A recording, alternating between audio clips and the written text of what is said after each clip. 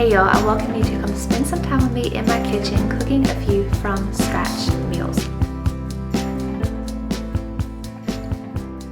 I just started a series where I'm sharing lots of from scratch cooking tips, recipes, and tricks to help you feel confident in fully nourishing your family with from scratch meals, because it can seem very intimidating when you're first getting started. So I'll have a playlist down below with all of these recipes linked and compiled together. If you missed any or you want to go back and refer back to something, check the description box. I'll have everything linked. Today I'm sharing some recipes with eggs. So I shared recently a video talking about the 5 staple ingredients I would have in my house at all times in my kitchen to cook from scratch meals. Eggs is one of the things on that list, and I figured I would start out with this one because this is probably one of the easiest things for you to source. Now, ironically, when I'm filming this, eggs are at a critical shortage. Eggs are skyrocketed in their price. So truthfully, I would find a local farmer, a local friend, a local coworker, a local somebody who sells eggs if you can, and put your money to that, those type of eggs, than the really high ticket grocery store eggs. Honestly, farm fresh eggs are actually cheaper than grocery store eggs at the point of me filming this. So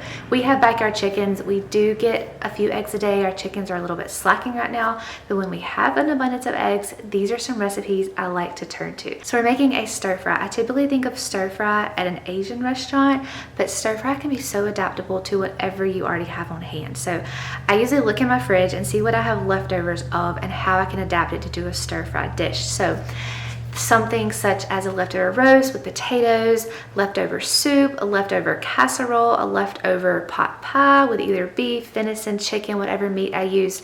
Any of these, pretty much anything, can be adapted into a stir fry. In this video, I'm going to be showing you how I did this with spaghetti. So stir fry is going to include rice, and we're going to start out by soaking some rice in whey, water, bone broth, whatever you have, for a good 4, 5, 6, up to 24 hours. Soaking your rice just makes it more digestible on our bodies, and something I just always try to do most of the time. Honestly, leftover rice is best in this than fresh cooked rice. I didn't have any leftover rice when I was making this video, but if you have leftover rice, it's going to make your stir fry texture even better.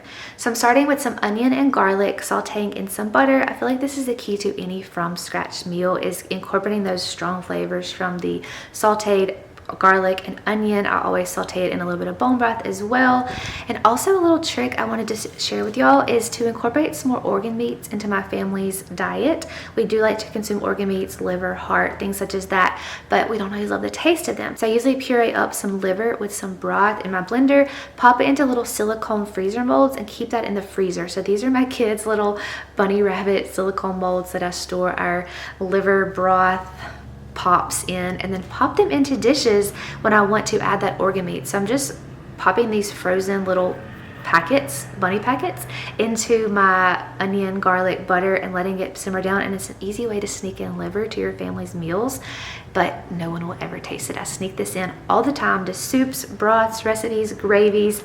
We always try to sneak in liver when possible. You are going to want to start your rice pretty soon here because it is going to take about 25 minutes to cook. So my trick for cooking rice, delicious rice that doesn't stick, that isn't overcooked, that isn't dry, is cooking it in bone broth. I've talked so much about bone broth, and I told y'all this video was focused around eggs, but bone broth is pretty much a star in all of our meals in our family. So we are going to use double the bone broth to the rice. So if I'm using 4 cups of rice, I'm going to use 8 cups of bone broth. Mix all that in a stock pot, cover it, and cook it for 25 minutes. Don't open the lid, don't touch it, just let it simmer, soak in all that broth. You will have the fluffiest, most perfect textured rice. I promise you guys, I used to be terrible at cooking rice. I would burn it, overcook it, it would be dry, it would be sticky, it would stick, it would just be terrible. It would still be crunchy sometimes. My husband always complained about me cooking rice, but when I started using this bone broth to rice ratio trick, perfect rice every time. So at this point, your onions, your garlic, your bone broth, your liver, if you snuck that in there, has been sauteing for a little while now.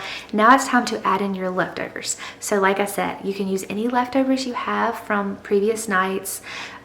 or you can just use fresh meat that you just cooked, or maybe you cooked a whole chicken the night before and you have some leftovers from that. You can toss that in now. So we're tossing in leftover spaghetti. Very odd, I know, but I'm telling y'all, I've done this so many times with leftovers. It turns out delicious every time. No matter what leftovers I have, this stir fry dish will take on the flavors of your leftovers and just intensify it a little bit, making it into a stir fry. So I'm adding some eggs in here. Now this probably would have been delicious without the eggs, but we didn't have a ton of meat left in that spaghetti, the leftover spaghetti. So I did want to add and up the protein a little bit. Now we snuck in the liver, so that adds some protein and iron and copper in there, but adding the eggs will just up the protein even more, and it will kind of change that texture of the dish. You don't really taste the eggs, because I know you may be thinking this is really weird to add eggs to spaghetti, but again, I'm telling y'all, this dish adapts to whatever leftovers you have. It's delicious every time I've ever made it. Kind of scramble your eggs over to the side in your skillet, and then lastly we are going to check on that rice. It should be perfectly fluffy at this point. It's been about 25 minutes. You can fluff it up. If you want to add any butter or anything, salt, pepper to it, then now you can, or you can just go ahead and toss it right into your stir fry dish. Again, leftover rice that's been refrigerated for at least a day is better, because it's going to have that sticky texture that we typically think of in a stir fry, but you can add fresh rice as I did on this night. So that's pretty much it. You're just going to kind of let everything incorporate, let the rice take on the texture of your stir fry dish, and it's pretty much ready to serve. Now, like I said, when I think of stir fry, I think of eggs, rice, veggies, sometimes chicken, whatever meat you want to have, but I always think of some kind of creamy sauce on top. So at an Asian restaurant, they usually make some sort of pink sauce. I have a recipe for homemade pink sauce that I will probably share at some point in the future, but tonight we are having spaghetti stir fry, so I didn't really want like a pink Asian sauce, so instead I made a creamy garlicky sauce instead. So this is the base of how I make all of my sauces. I do kind of change the ingredients a little bit to adapt it to whatever dish we're having. So in this case it was spaghetti, so I wanted more creamy garlic flavors rather than like a ketchup-y, mayonnaise-y, pink sauce flavors. So I'm going to toss in an egg and then some type of oil. You can use coconut oil, you can use lard, you can use olive oil, you can use avocado oil. I would advise not using tons of seed oils in your cooking, because there are some side effects to overuse of seed oils, but in this video I'm using some lard. I'm going to add some cream from our raw milk, some garlic, and then we ferment our garlic for sicknesses, and I had some fermented garlic juice I tossed in to kind of give that garlic flavor, and also added some benefits of the ferment, and then some salt and pepper. So this is our spaghetti stir fry. Top it with the delicious creamy garlic sauce and you have a delicious, super simple dinner. This took less than 30 minutes to make. The longest part was letting the rice cook for the 25 minutes. Everything else was done during that time, and it was delicious. My husband took a bite and said, this is so good.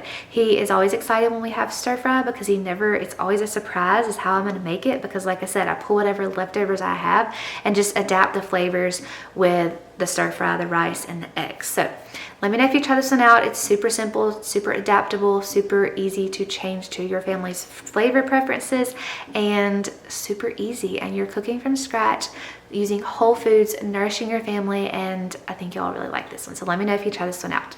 The next meal I'm going to share with y'all is also going to have eggs as the main star, and that is a quiche. Quiche is super simple to make. You can make it with a crust, but making it crustless is even easier, although I do love a nice quiche with a nice sourdough pie crust. But I'm not going to get into sourdough in this video. We'll touch on that in a future video, but this is just going to be a simple crustless quiche. So quiche is another recipe that can take on so many different flavors to whatever you have on hand. So you can use any sort of meat, ground beef, venison, sausage, chicken, really the options are endless. We are just using eggs in this recipe because I didn't actually have any meat thawed. That was my fault. I didn't thaw meat ahead of time. So we just had an egg quiche with veggies, potatoes, and it was still delicious. To start out, you're going to begin by chopping up your add-ins. So we are using carrots and potatoes in this recipe. So I'm going to go ahead and saute that because there's not enough cooking time in the oven for these to get soft. So you do want to pre-cook if you're using like a root, harder vegetable. If you're just using onions and peppers, you probably could just toss them in with the quiche and they would cook just fine in the oven, but carrots and potatoes take a little longer to cook, so I am going to start cooking them on the stovetop in my cast iron skillet with a little bit of lard and let them get soft. This is also delicious with roasted red peppers. You could use any type of veggie, so like green beans, peas, onions. Options are truly endless. If I was going to be using a meat in this dish, I would be also cooking the meat at this time while I'm cooking the potatoes and carrots, but like I said, forgot to thaw meat. We didn't have any ready to cook, so we just went meatless in this recipe. The eggs will take over the protein, so it's still a very balanced meal for your family. The next, I'm going to mix up my egg milk base. I'm going to be using 10 eggs.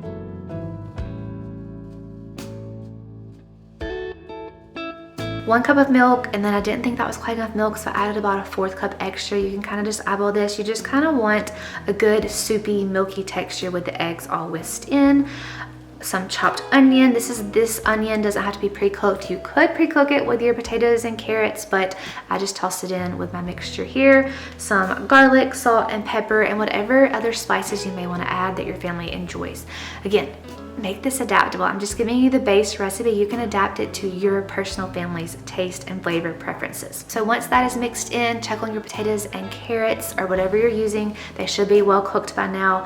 Toss them in with your egg milk mixture.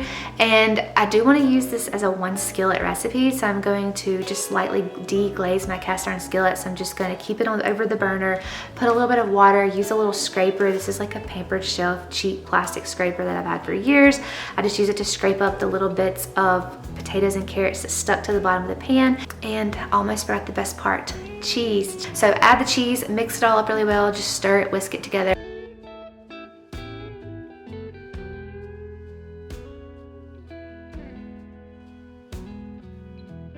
Pour it in the cast iron skillet or whatever baking dish you would like to use and pop it in the oven. This is a super simple dish to make. It takes about 30 minutes or less. Again, the longest part is going to be cooking your add-in, so the potatoes, carrots.